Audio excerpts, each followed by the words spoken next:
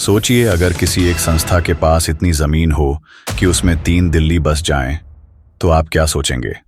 और अब जरा सोचिए, उसी संस्था को लेकर आज संसद में हंगामा मचा है, सड़कों पर विरोध हो रहा है और पूरे मुस्लिम समाज में हलचल है। हम बात कर रहे हैं वक्फ बोर्ड की, एक ऐसी संस्था जो न सिर्फ अमीर है बल्कि अब राजनीति का नया मैदान बन चुकी है। तो सवाल है, क्या है वक्फ एक्ट, सरकार क्या बदल रही है, मुसलमान इसके खिलाफ क्यों हैं? आइए जवाब ढूंढते हैं। ये जानने से पहले चैनल को जरूर सब्सक्राइब करें, आपके एक क्लिक से हमारी बहुत हेल्प होती है। पहला सवाल, सबसे पहले वक्फ बोर्ड होता क्या है? जवाब, वक्फ अरबी शब्द वकूफा से बना है, जिसका मतलब होता है रोकना या स्थायी रूप से दान करना। जब कोई मुसलमान अपनी जमीन या प्रॉपर्टी अल्लाह के नाम पर दान करता है तो उसे वक्फ कहा जाता है। उस प्रॉपर्टी से होने वाली कमाई गरीबों, मस्जिदों, मदरसों और यतीम खानों में खर्च होती है। वक्फ देने वाला कहलाता है वाकिफ और ये प्रॉपर्टी कहलाती है अल्लाह की मिल्कियत। दूसरा सवाल, भारत में वक्फ की शुरुआत कब हुई?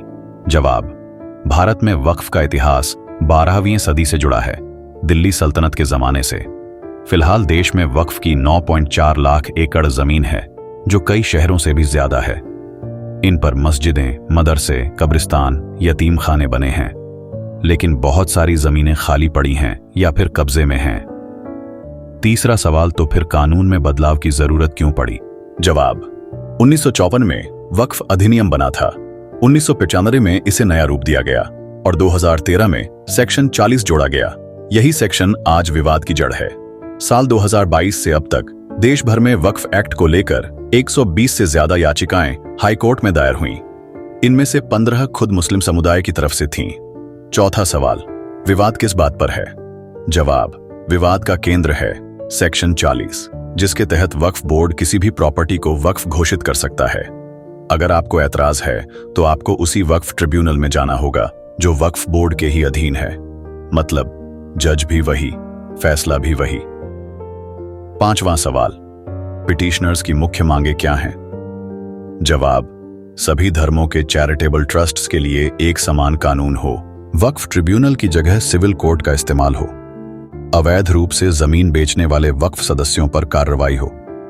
सरकार मस्जिदों से कमाई नहीं करती लेकिन वेतन देती है, इसमें पारदर्शिता हो। वक्फ बोर्ड में समाज के अन्य सेक्शंस जैसे शिया, बोहरा और महिलाओं को भी जगह मिले। छठा सवाल, फिर सरकार क्या कर रही है? जवाब, 8 अगस्त 2024 मोदी सरकार ने वक्फ अमेंडमेंट बिल लोकसभा में पेश किया। 27 जनवरी 2025 जेपीसी जॉइंट पार्लियामेंट्री कमेटी ने 14 बदलावों को मंजूरी दी, विपक्ष के सुझाव ठुकरा दिए। 2 अप्रैल लोकसभा में बिल पास हुआ, 3 अप्रैल राज्यसभा में चर्चा जारी है। 7वां सवाल, मुस्लिम समुदाय इसके खिलाफ क्यों है? जवाब, यहां डर की 5 बड़ी वजहें हैं। अगर प्रॉपर्टी का रजिस्ट्रेशन पक्का नहीं तो 6 महीने बाद वक्फ कोर्ट नहीं जा सकेगा। 500-600 साल पुराने वक्फ प्रॉपर्टी के दस्तावेज नहीं होते, इस पर सवाल उठेंगे। लिमिटेशन एक्ट लागू होगा, यानी 12 साल से कब्जा हो तो बोर्ड केस नहीं कर पाएगा। सरकार का कंट्रोल वक्फ बोर्ड पर बढ़ जाएगा। गैर मुसलमानों को वक्फ बोर्ड में शामिल किया जाएगा, मुस्लिम समुदाय को इस पर ऐतराज है। 8वां सवाल, वक्फ ट्रिब्यूनल का क्या होगा? जवाब, नए बिल में वक्फ ट्रिब्यूनल की ताकत खत्म कर दी गई है। अब ट्रिब्यूनल अंतिम फैसला नहीं दे सकेगा, ये केस अब सिविल कोर्ट में सुने जाएंगे।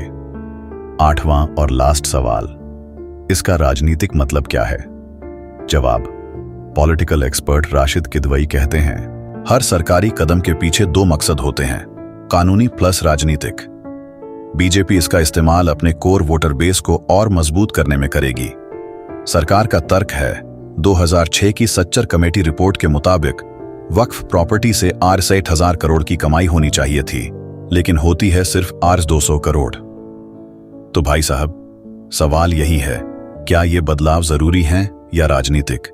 क्या ये कानून समाज की भलाई के लिए है या सत्ता की रणनीति का हिस्सा? कमेंट करके बताइए, आप इस बदलाव के पक्ष में हैं या विरोध में?